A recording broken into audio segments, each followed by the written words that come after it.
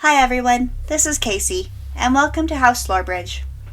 Today I'd like to do something a bit different and offer a review of the new BBC Netflix series Dracula, brought to us by Mark Gatiss and Stephen Moffat. I'm just doing this video as an overview of the series, so this will be a bit on the short side, and I apologize in advance for any names that I may mispronounce, as most of the cast of this show is brand new to me. Now, just to be safe, before I get too far into this, here's your warning for potential spoilers. I think these spoilers are fairly mild, but I would still rather not get yelled at by the internet. This series tells the well-known story of Count Dracula with a few changes and a modern twist.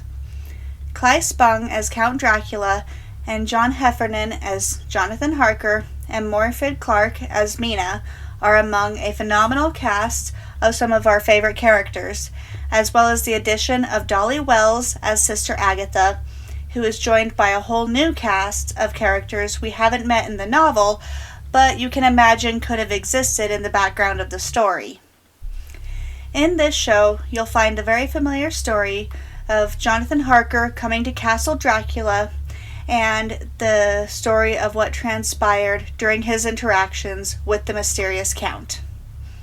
I absolutely loved how the show had created the journey Jonathan takes to the castle, and I thought the look of the castle was fantastic.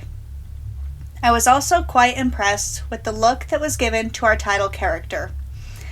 While it may not have been an exact replica of his literary counterpart, the look that was decided upon to go with Claes Spung's Dracula did not disappoint. From his transformation as a seemingly old man to an attractive Bela Lugosi-esque nobleman, I feel that this take gave a good nod to the source material as well as some of the show's predecessors. Now, as Jonathan's story continues, here is where the show first starts to deviate from the source material. Remember how Jonathan was taken in by nuns to recover from his ordeal at Castle Dracula?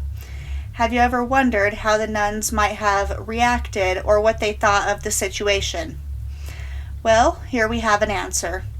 Not to mention, this is where we meet a fabulous new character named Sister Agatha. From here, the storyline deviates further and arguably becomes darker than the original storyline in the Gothic novel. Have you ever wondered what happened aboard the Demeter and what happened to its crew while it was transporting the Count and boxes of dirt to England? Well, we have an answer to that story too. We are given some new characters who I think add to the overall story quite well. The story of the Demeter not only adds answers to the material that is brushed over in the novel, but it again changes the story and takes a darker turn. After the ordeal aboard the Demeter, the story deviates yet again into a modern telling, while still maintaining some of the characters from the novel and adding more characters whom we haven't met before. Now, I've been a fan of horror for quite a while now, and Dracula was one of the first Gothic horror novels I had ever read. Also, as anyone who knows me will agree, I absolutely love history and mythology, especially the darker side of these subjects.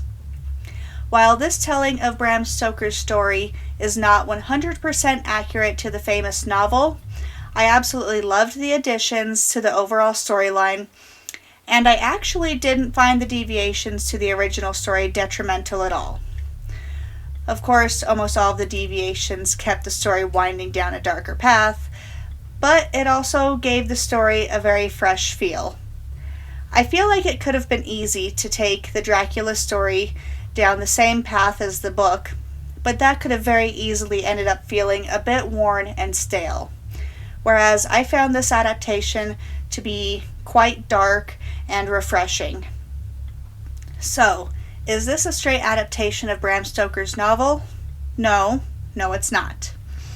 But is it worth watching? Oh yes it is.